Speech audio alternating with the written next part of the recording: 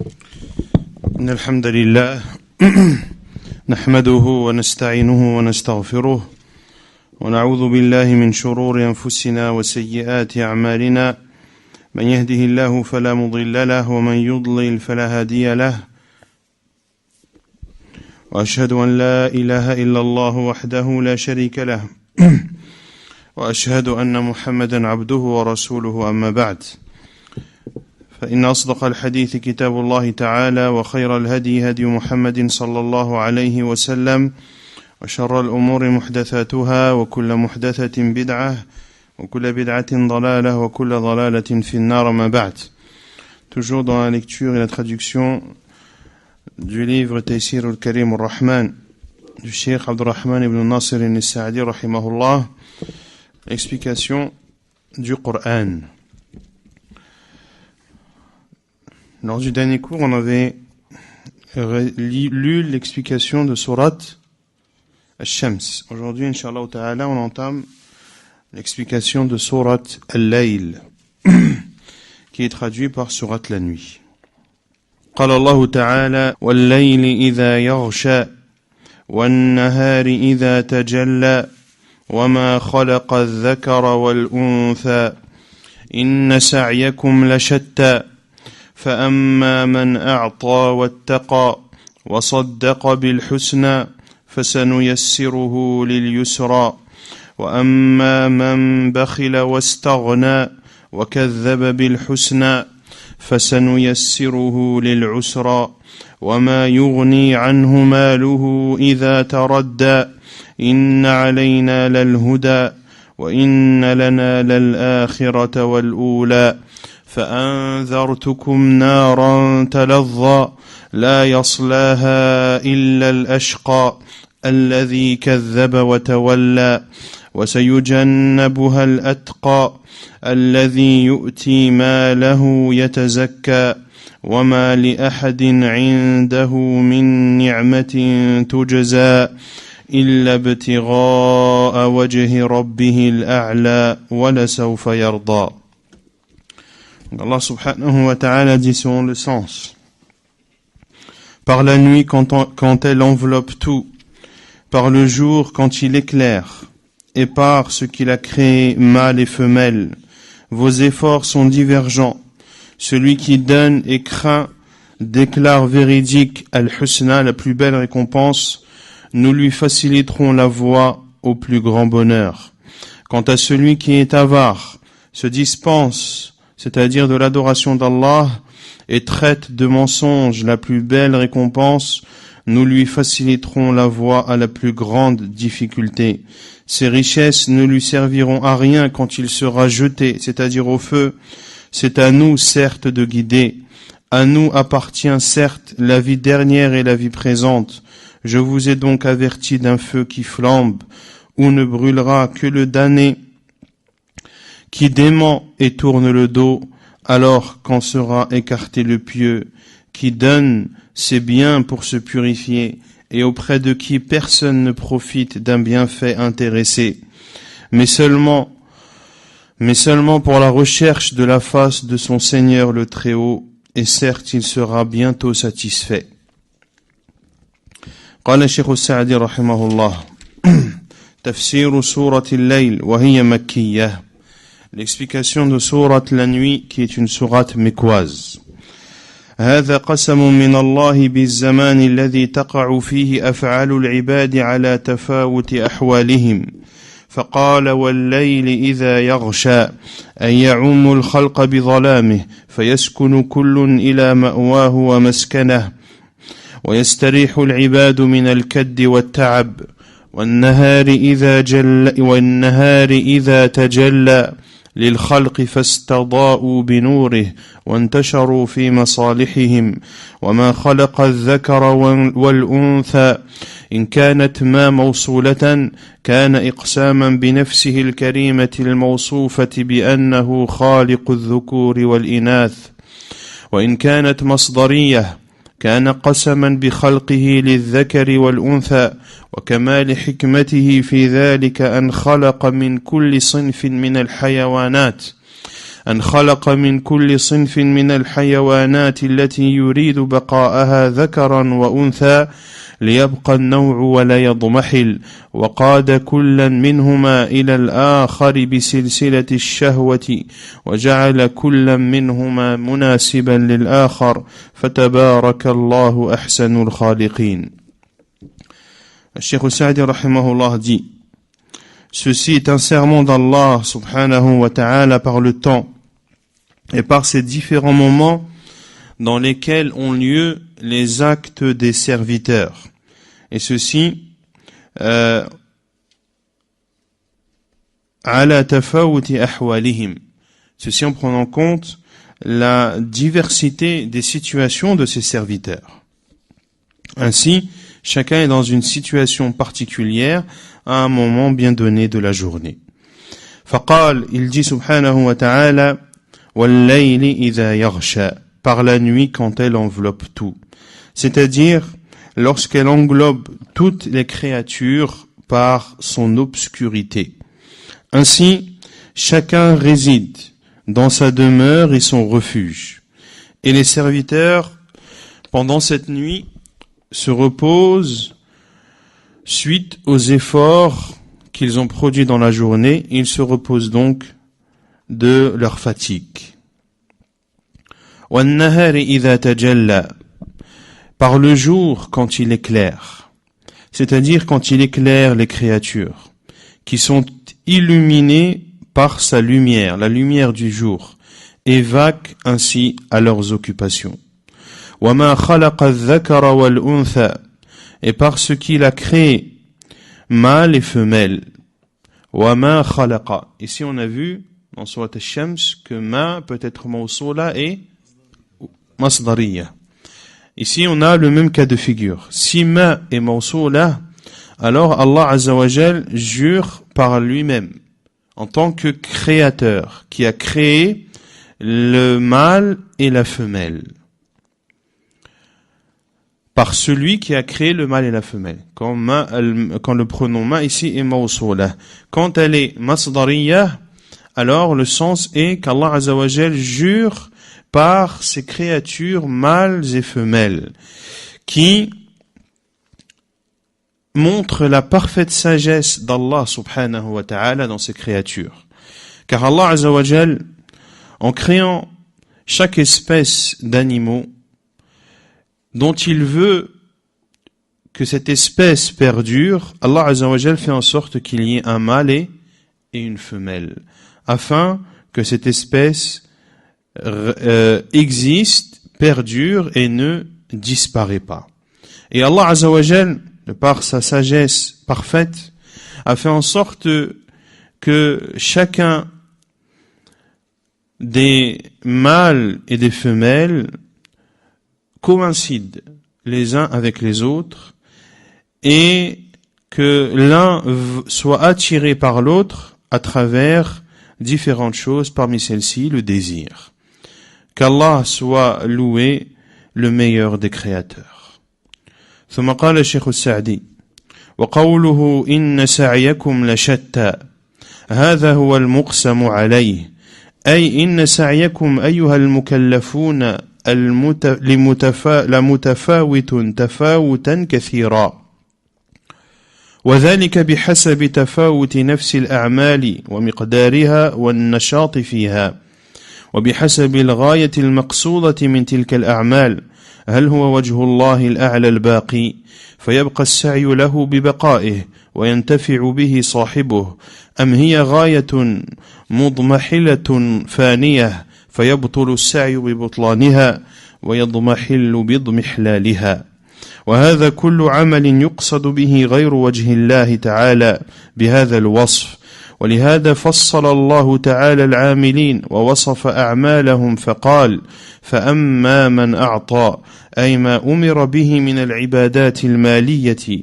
كالزكوات والكفارات والنفقات والصدقات والإنفاق في وجوه الخير والعبادات البدنية كالصلاة والصوم ونحوهما والمركبة منهما كالحج والعمرة ونحوهما واتقى ما نهي عنه من المحرمات والمعاصي على اختلاف أجناسها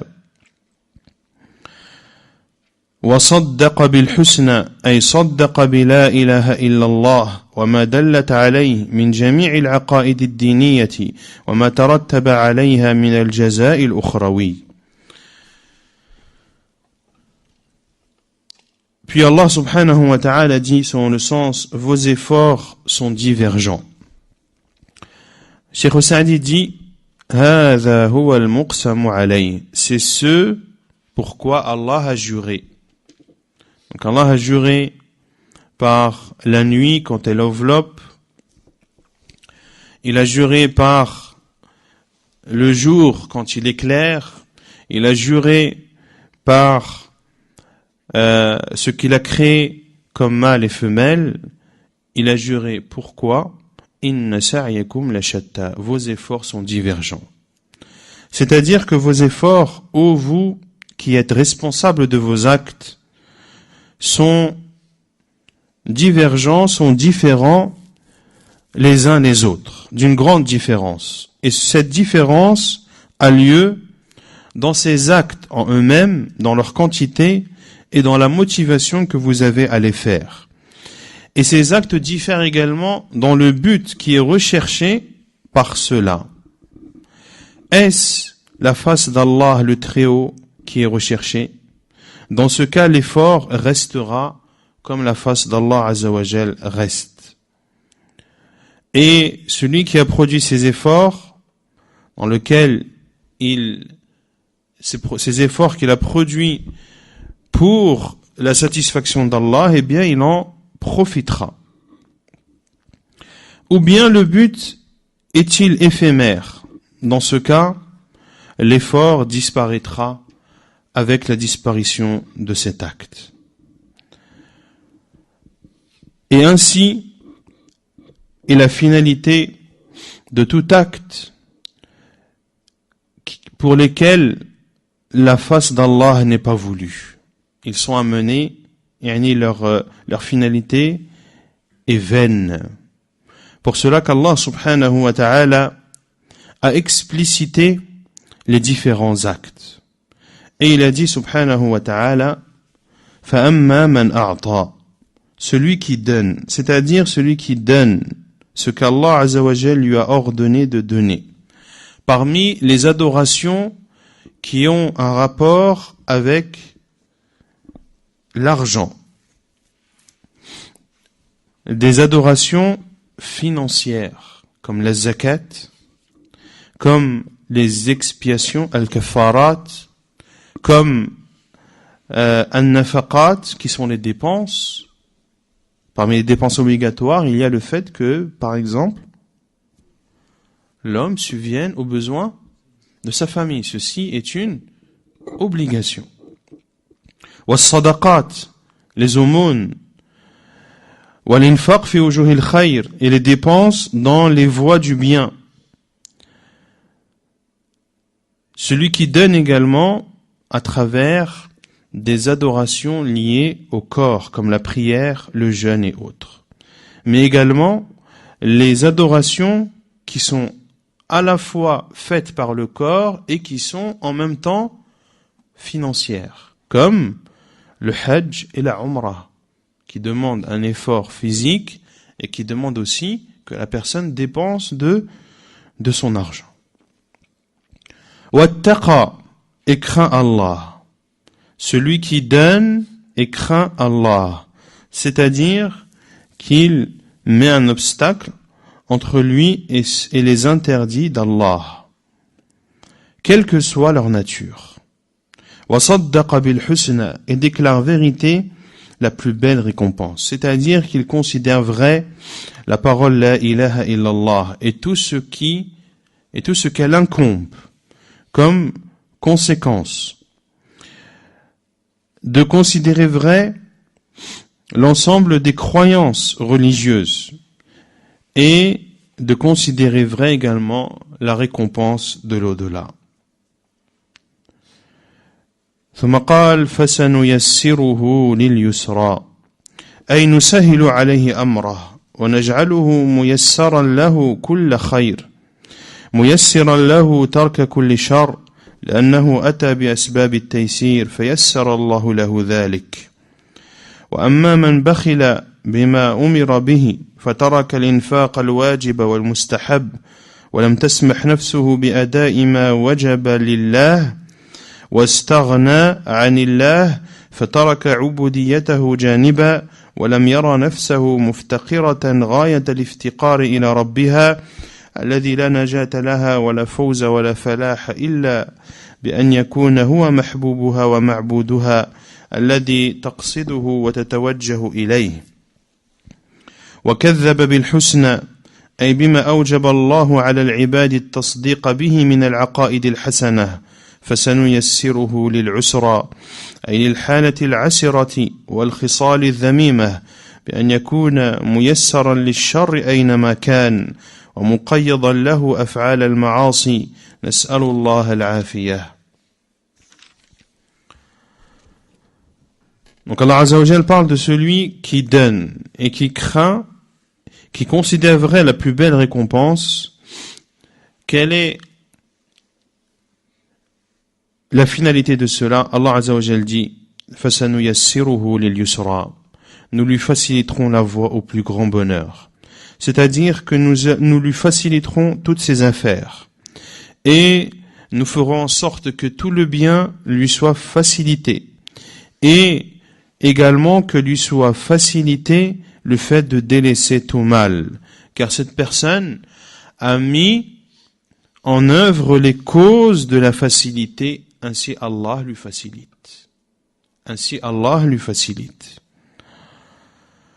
وَأَمَّا مَنْ بَخِلْ, quant à celui qui est avare, avare vis-à-vis de ce qu'Allah Azza wa Jal lui a ordonné, en délaissant les dépenses obligatoires et surérogatoires. Une personne qui s'abstient de donner le droit d'Allah et se dispense, c'est-à-dire qu'il se passe d'Allah et met de côté l'adoration d'Allah et considère qu'il n'a pas besoin d'Allah. Or, une âme ne peut être sauvée, ne peut réussir, ne peut connaître la facilité que lorsqu'elle aime Allah et qu'elle l'adore, et que tout ce qu'elle fait est pour Allah. وَأَمَّا مَنْ بَخِلَ, quant à celui qui est avare, وَكَذَّبَ بِالْحُسْنَى, et traite de mensonge la plus belle récompense. C'est-à-dire, il traite de mensonge ce qu'Allah Azza wa Jal a ordonné à ses serviteurs de considérer comme vrai toutes les bonnes croyances. Et parmi les bonnes croyances, le fait de croire par exemple au paradis, qui sont des bonnes croyances, qui sont une croyance qui comporte un bien pour le serviteur.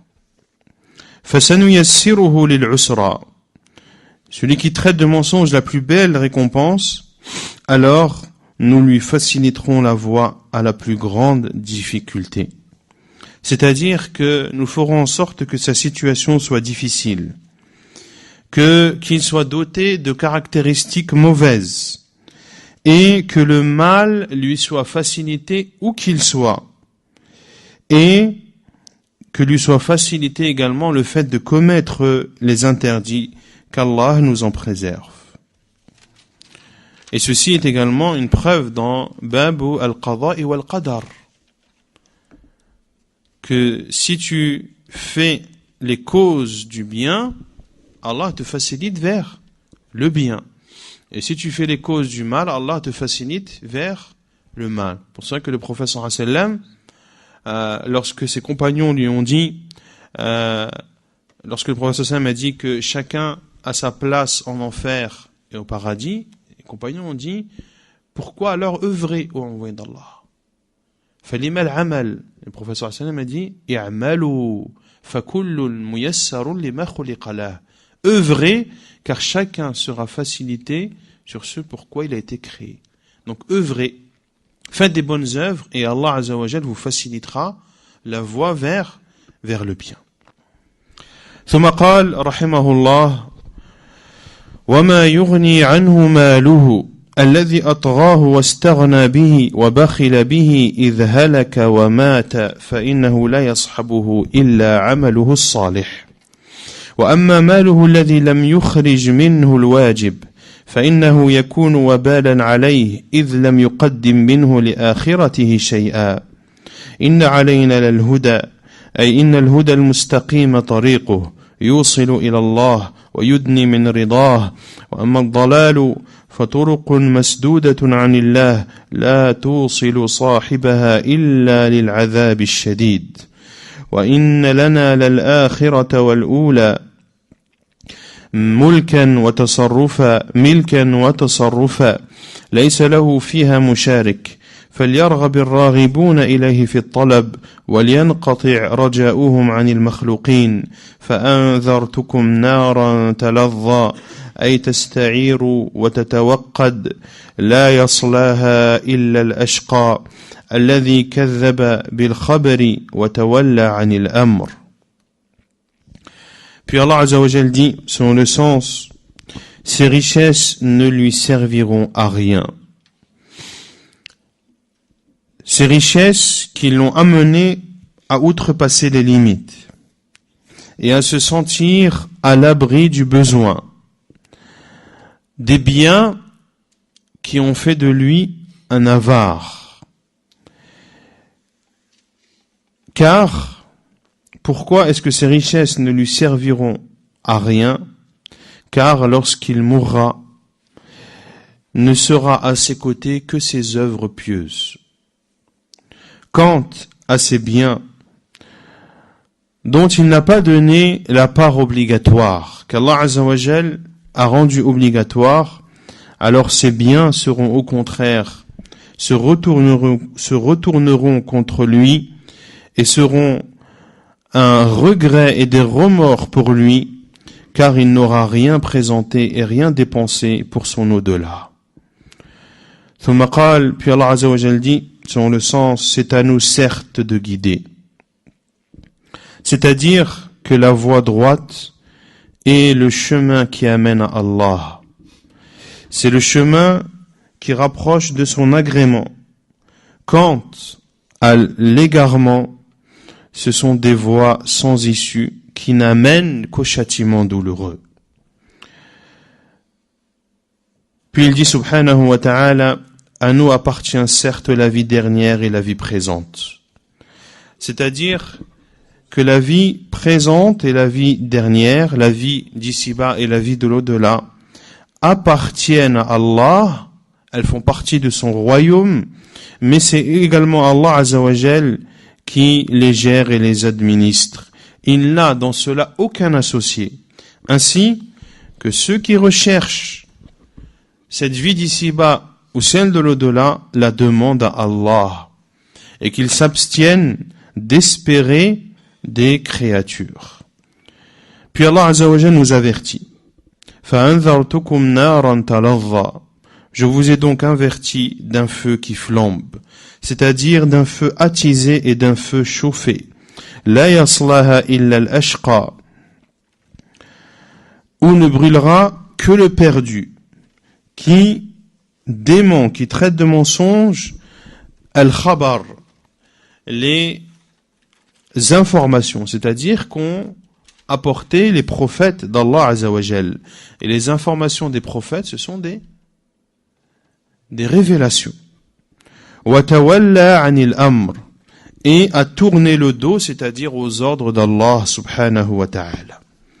ثم قال رحمه الله وسيجنبها الأتقى الذي يؤتي ماله يتزكى بأن يكون قصده به تزكية نفسه وتطهيرها من الذنوب والعيوب قاصدا به وجه الله فدل هذا على أنه إذا تضمن الإنفاق المستحب ترك واجب كدين ونفقة ونحوهما فإنه غير مشروع بل تكون عطيته مردودة عند كثير من العلماء لأنه لا يتزكى بفعل مستحب يفوت عليه الواجب.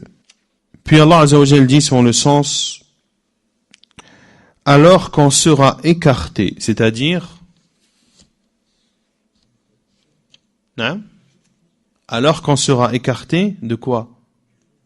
De l'enfer. Le pieux, qui donne ses biens pour se purifier. C'est-à-dire que ce pieux, en donnant de ses biens, a pour but de purifier sa personne, de purifier son âme des péchés et des défauts. Il donne de ses biens en recherchant la face d'Allah. Ceci prouve que lorsque le fait de faire une dépense surérogatoire en délaissant une dépense obligatoire comme une dette, comme le fait de nourrir sa famille et autres, que ceci n'est pas légiféré.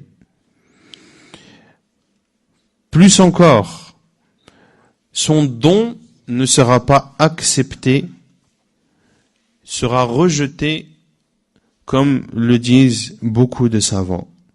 Car on ne se purifie pas par une chose surérogatoire en délaissant une chose obligatoire. Ainsi, il n'est pas légiféré de faire une aumône surérogatoire aux dépens d'une dépense obligatoire. Tu ne vas pas aller donner des aumônes aux pauvres alors que ta famille est dans le besoin. Car de nourrir ta famille, c'est une obligation.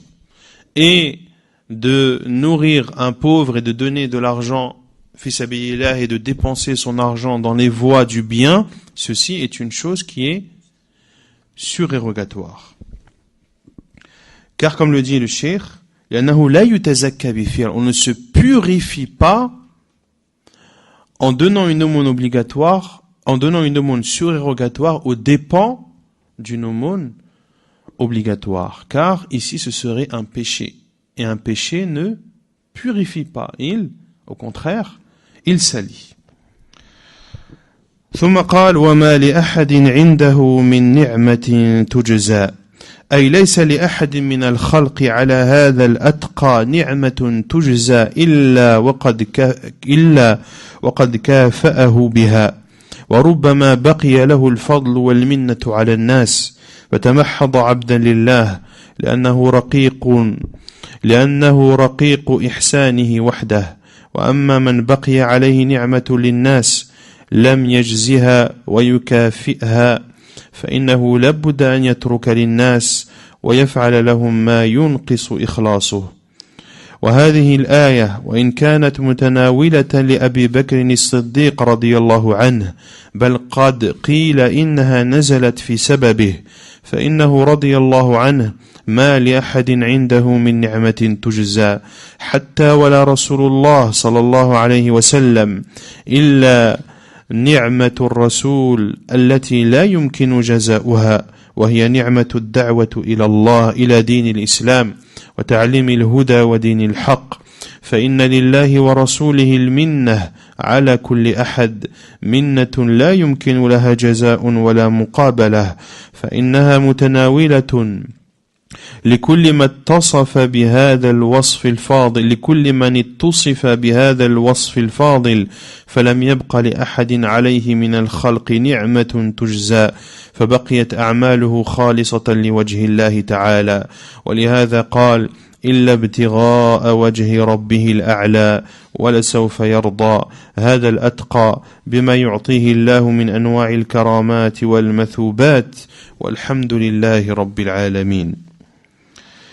Puis Allah subhanahu wa ta'ala dit selon le sens, et auprès de qui personne ne profite d'un bienfait intéressé. Alors qu'on sera écarté le pieux qui donne ses biens pour se purifier, et auprès de qui personne ne profite d'un bienfait intéressé. C'est-à-dire que ce pieux qui a dépensé de ses biens pour se purifier, et également la deuxième caractéristique est qu'il a rendu à chaque personne la monnaie du bienfait qu'elle lui aurait accordé. C'est-à-dire que cette personne, ce pieux, tous les gens qui lui ont rendu service ou qui lui ont accordé un bienfait, leur a rendu la monnaie. C'est-à-dire qu'il leur a rendu le bienfait par lesquels ces personnes l'ont comblé. Et il se peut même, et il se peut même que les gens soient redevables vis-à-vis de lui. Des gens qui ont été bienfaisants envers lui, et au final, ce sont eux qui sont encore redevables vis-à-vis de lui. Ainsi, une personne dont les caractéristiques sont celles-ci adore Allah Azza wa Jal de façon pure. Quant à celui qui est redevable aux gens, eh bien, il est dans deux situations. Il aura toujours quelque chose à leur donner, il aura toujours quelque chose à leur rendre, ou il devra travailler pour eux, ce qui diminuerait sa sincérité. Ce qui diminuerait sa sincérité. Car quand tu travailles pour rendre la monnaie à quelqu'un qui t'a rendu service, par exemple, il n'y a aucun doute que cet acte-là, tu ne l'auras pas fait à 100% pour Allah. Cela ne veut pas dire que c'est interdit, mais que comparé à une personne qui ferait un acte uniquement pour Allah, sans profit mondain, eh bien que sa sincérité serait bien meilleure. Et Cheikh Sa'di rahimahullah dit que ce verset, même s'il concerne Abu Bakr as-Siddiq radiyallahu anhu, il a même été dit que ce verset a été révélé par la cause d'Abu Bakr radiyallahu anhu, car Abu Bakr n'était redevable à personne radiyallahu anhu. Il n'était même pas redevable vis-à-vis du prophète sallallahu alayhi wa sallam, sauf un seul bienfait, sauf un bienfait que lui a accordé le prophète sallallahu alayhi wa sallam et que Abu Bakr ne peut lui rendre, qui est le bienfait de l'avoir appelé à la religion de l'islam, de lui avoir enseigné la guidée et la religion de vérité.